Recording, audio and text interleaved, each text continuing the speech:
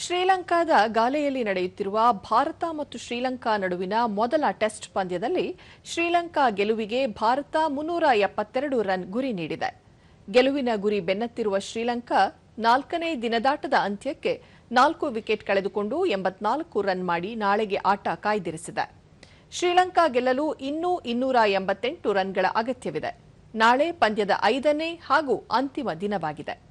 ಭಾರತದ ಪರ ಮಾನವ್ ಸುತಾರ್ 2, ಮೊಹಮ್ಮದ್ ಸಿರಾಜ್ ಹಾಗೂ ಪ್ರಾಸಿದ್ ಕೃಷ್ಣ ತಲಾ 1 ವಿಕೆಟ್ ಪಡೆದರು.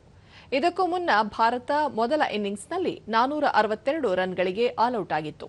ಶ್ರೀಲಂಕಾ ತನ್ನ ಮೊದಲ ಇನ್ನಿಂಗ್ಸ್ನಲ್ಲಿ 284 ರನ್ಗೆ ಎಲ್ಲ ವಿಕೆಟ್ ಕಳೆದುಕೊಂಡಿತು.